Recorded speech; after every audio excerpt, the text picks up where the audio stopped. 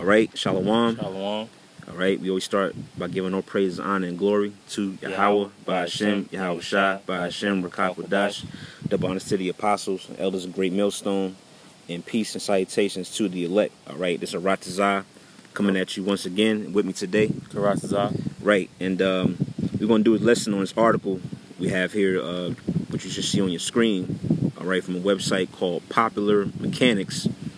All right, it's titled Russia's Nuclear Tsunami Apocalypse Torpedo is named Poseidon, man. All right, and this is us, we just continuing on, through the spirit, hitting these prophecies, man. All right, and you have Russia, which is basically a major piece in prophecy. You're seeing them constantly developing these weapons, man. All right, and they're basically not developing these weapons just for fun, man. All right, or just because they ain't got nothing else to do. Right. Developing these weapons because the Most High will put the spirit on them to use it, man. All right, and they basically have developed, pretty much, put it in layman terms, so to speak, a underwater missile, man. All right, so I'm gonna read a little bit from it. We're gonna get some scriptures. It says the nuclear-powered torpedo will cross oceans autonomously, if I'm saying that right, attacking coastal cities, possibly enemy fleets. All right, it says Russia's dreaded nuclear torpedo designed to nuke entire coastal cities into oblivion and trigger tsunamis has been sighted in tests at sea.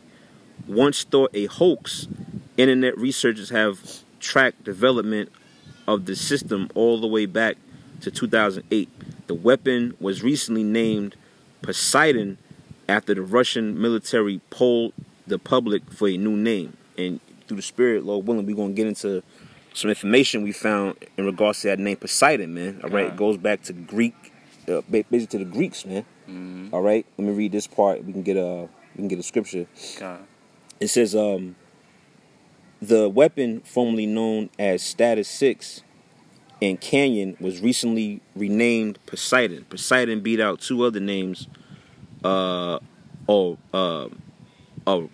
think that's Aurora and Skiff in a naming contest held by Russian military of defense. Unfortunately, the worst weapon ever was not part of the contest, but it should have won handily. Right? So they basically settled on the name Poseidon, man.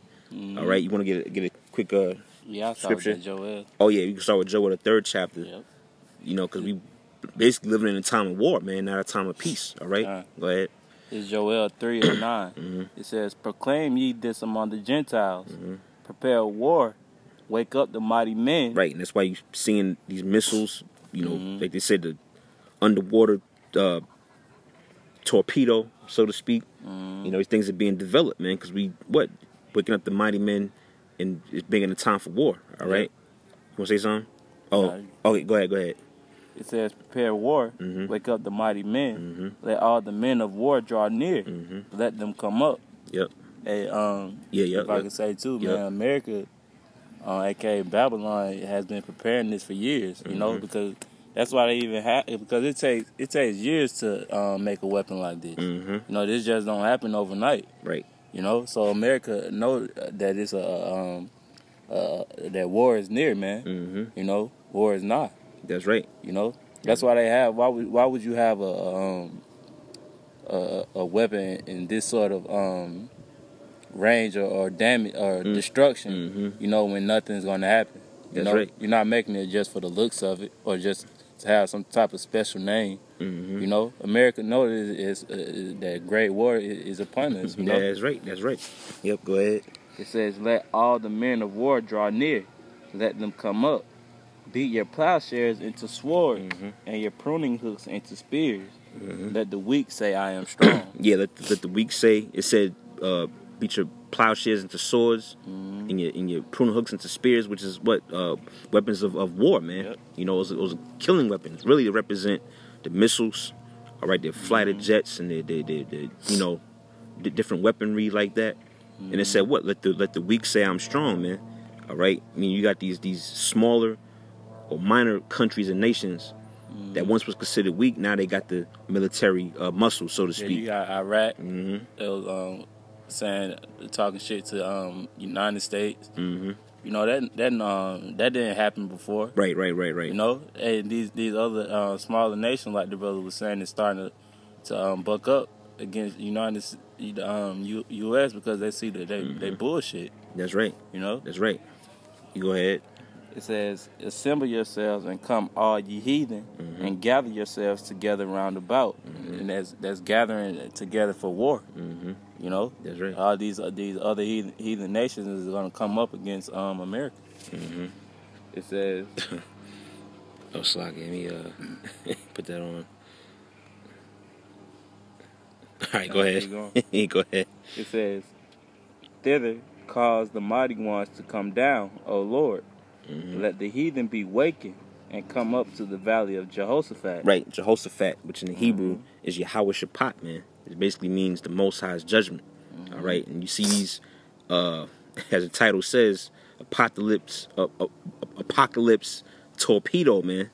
Named the Poseidon, man. That's the Most High's judgment on you nations, man. In particular, the inhabitants of America. All right, as it says, Russia is an enemy to America. All right, pursuing the Ezekiel 38. All right, they're gonna shoot these missiles on America.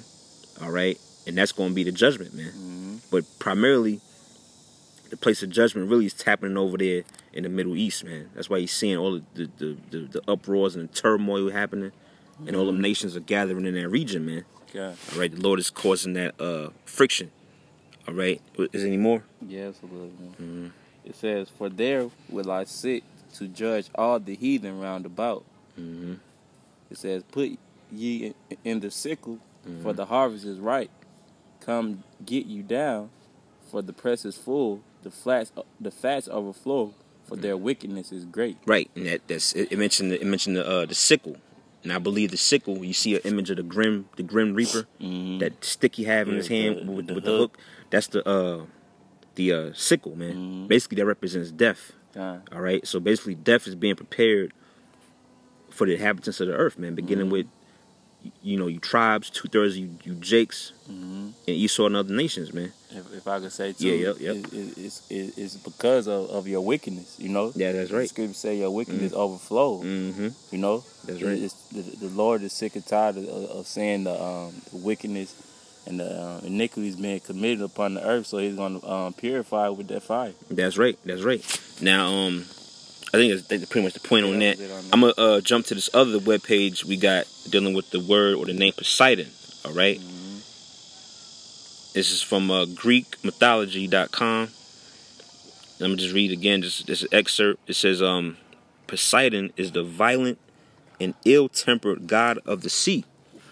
It says, one of the 12 Olympians, he was also feared as the provoker of earthquakes and worshipped as creator of the horse. Which really, this is really all the Most High, man. Yeah, kind of. Now, Jake pretty much started so-called Greek mythology, all right, and they basically took different elements and attributes of the Most High and made them up into different gods. Like Zeus is the Most High, Poseidon is the Most High, all right. You know, you have the god of war, the god of the Hercules. That's all the Most High, man. All right. It says, oh, you had Samson. Oh, Hercules. Yep. See that? Yep, that's right.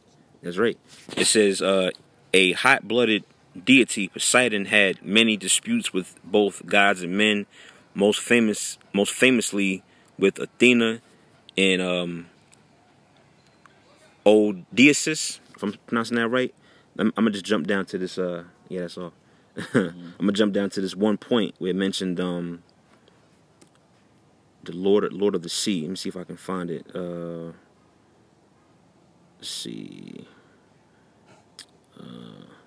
Oh, matter of fact, let me just read this part. We mentioned this earlier. Okay, I got it. It says, Poseidon's name is very old and its meaning is lost to us. Various authors have tried to translate it as either husband of the earth or Lord of the waters. Plato says that it means knower of many things, but this is much less likely. More than likely, it means Lord of the waters, Lord man. Of the All right, and that's the reason why the Russians named this particular weapon the Poseidon, man. Now, check this part out. It says Poseidon is nowadays known exclusively as a sea god, but in ancient times he may have been the god of the earth and fertility, or even the supreme god of the sky. Now, you want to say something? The Lord even put the spirit on Esau to even name their weapon Poseidon. Yeah, that's right. Yep. You know, because they don't really know the true meaning. Right. The true meaning of that name. You know, according to the scriptures. Right. You know, they just named it Poseidon. It is.